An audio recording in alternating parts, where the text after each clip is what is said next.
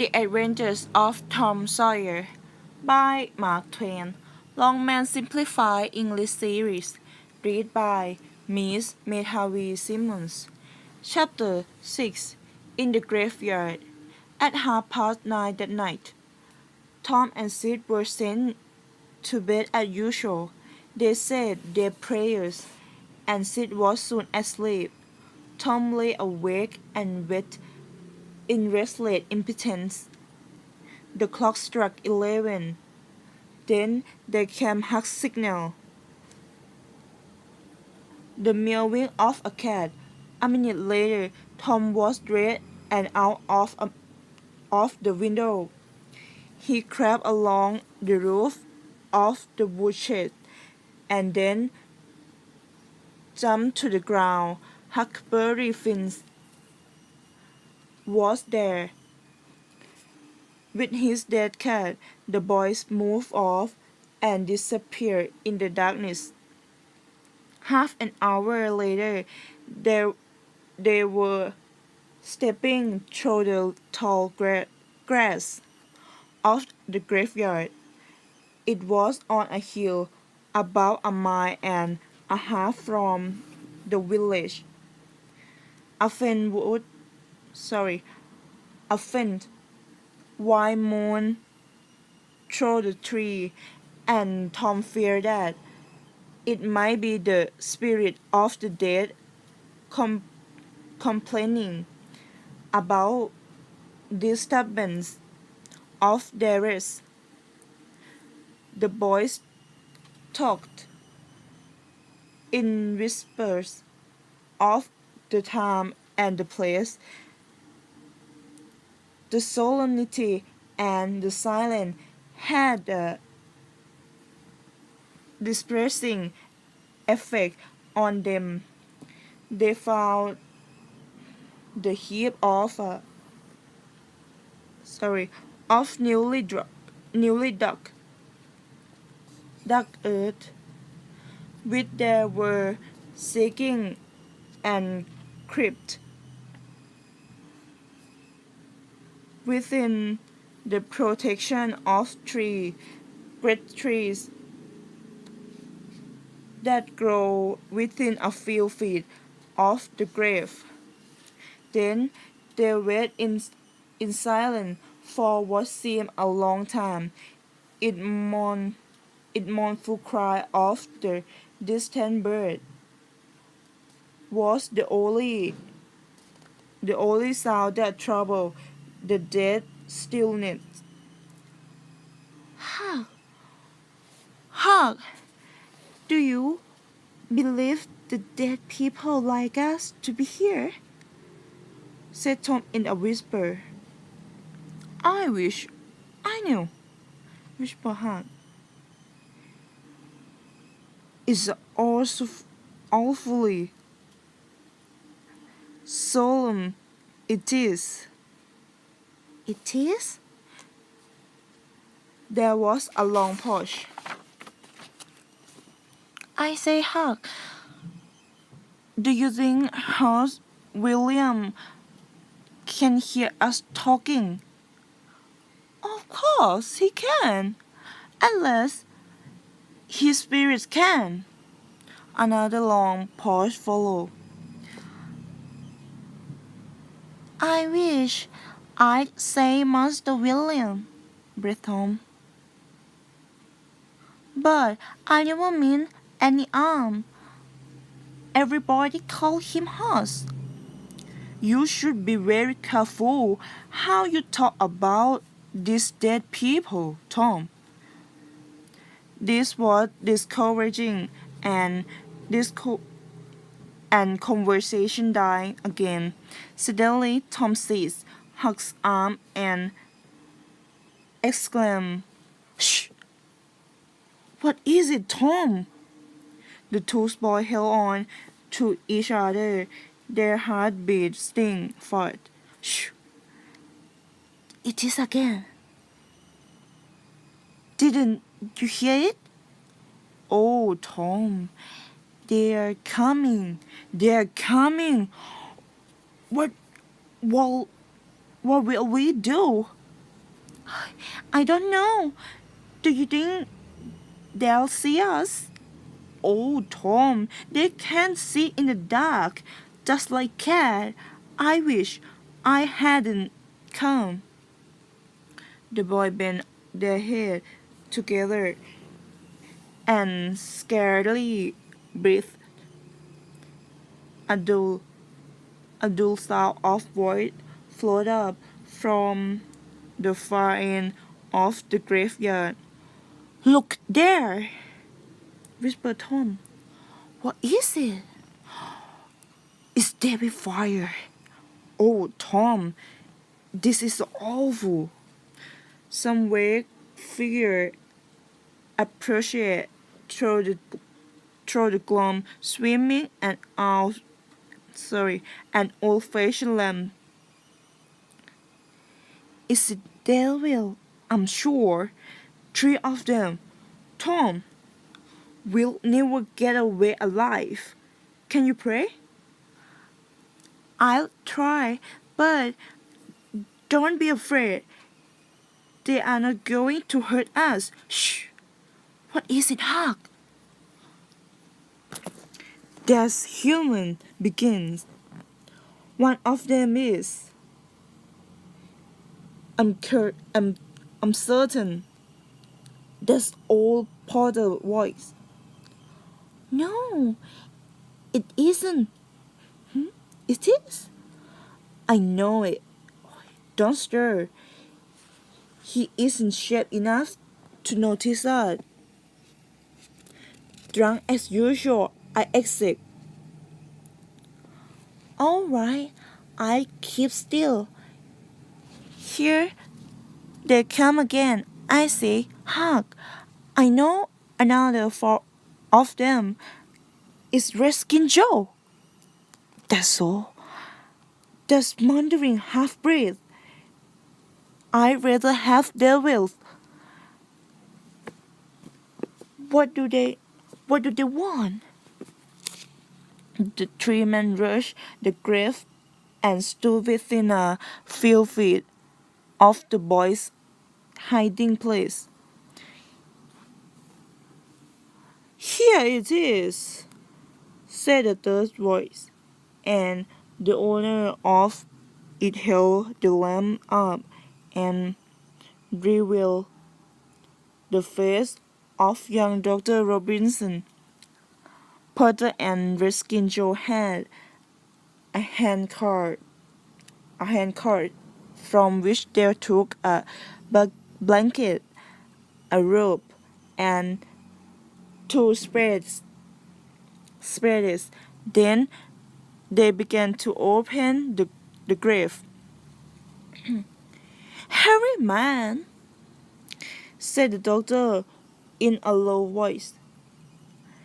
The moon may come out at any moment. They made an indistinct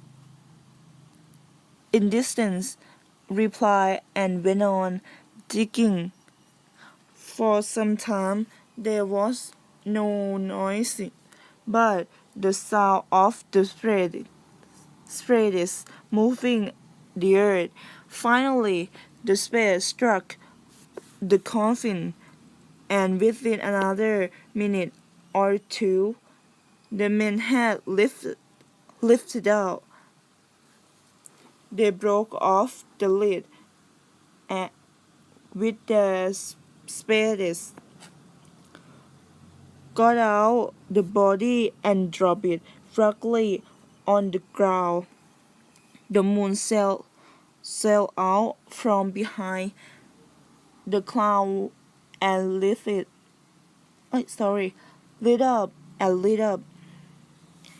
up the sharkly face,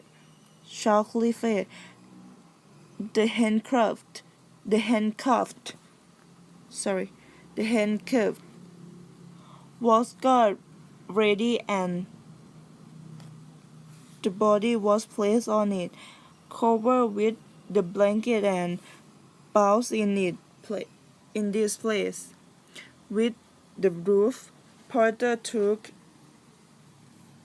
took out a knife, cut the ending of the rope, and then said, "Now the casting's ready. So Bones, and you hand out another $5, or there is stay. Here is stay. Is the way to talk," said Redskin Joe. "What? What does this mean?" asked the doctor. You demand you demanded your pay in advance, and and I've paid you. Yes, and you done more than done done more than that. Done more than that, said Redskin Joe, approaching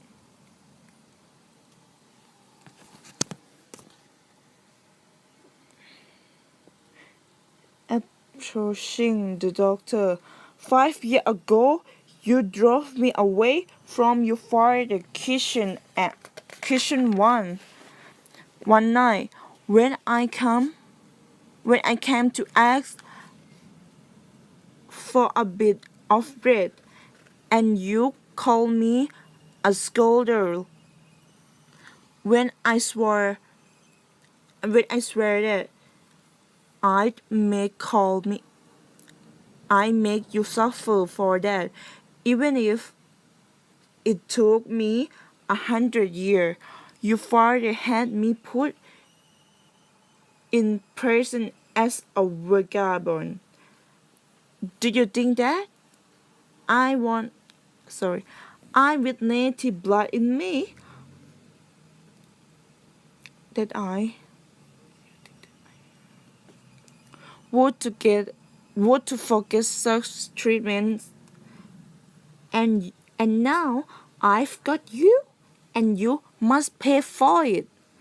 He was threatening the doctor with his fist in his face. By this time, the doctor struck out suddenly and knocked the violin down.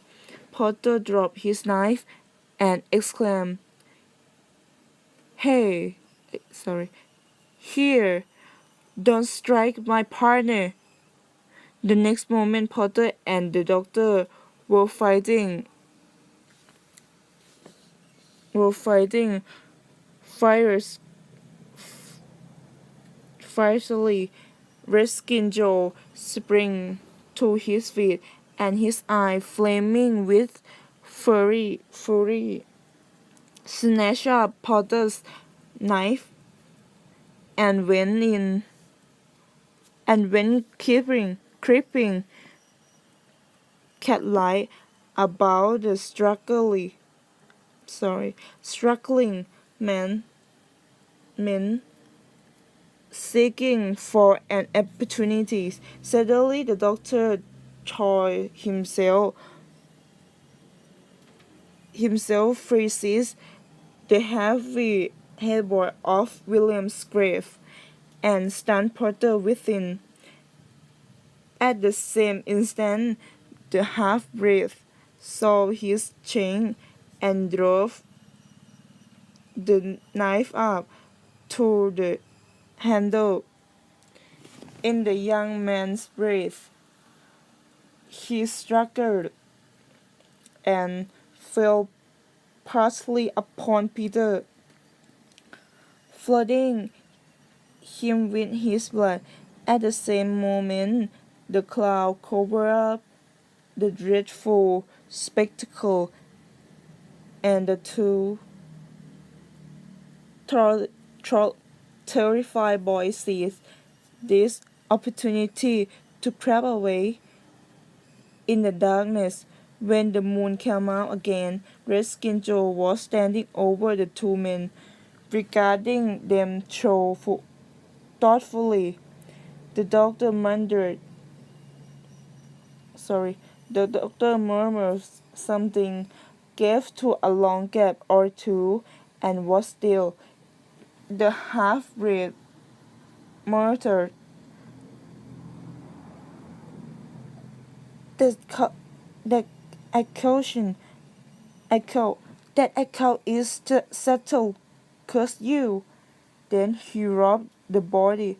After doing so, he put the fatal knife in Potter's right hand and sat down on the broken coffin. 3, 4, 5 minutes passed, and then Potter began to stir and moan. His hand closed upon the knife. He raised it, glanced it, glanced at it, and let it fall with a seal. Then he sat up, pushing the body from him, and gazed at it and around him confusedly. His eye met Redskin Joe's. "Good heaven! What was it, Joe?" he said.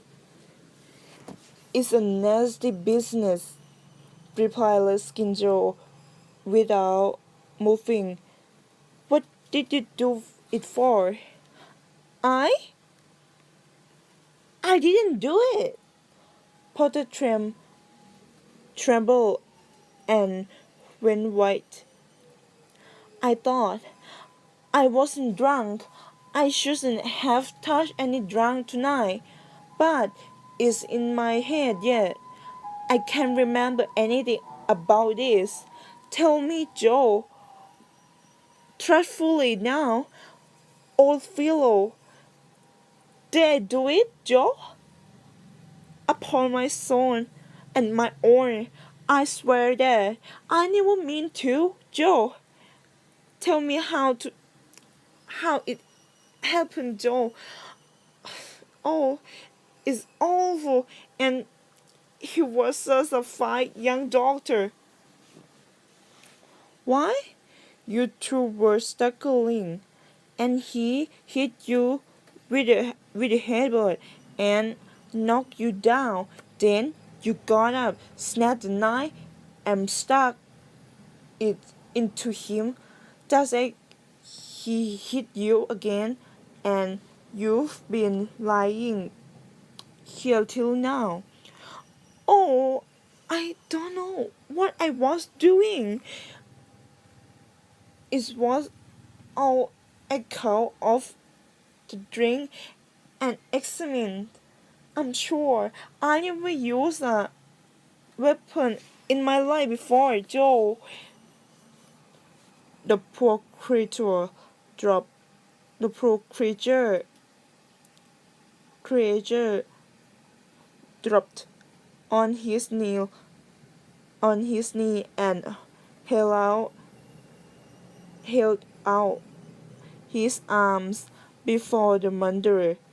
"Joe, don't tell. Say that you won't be tell, Joe.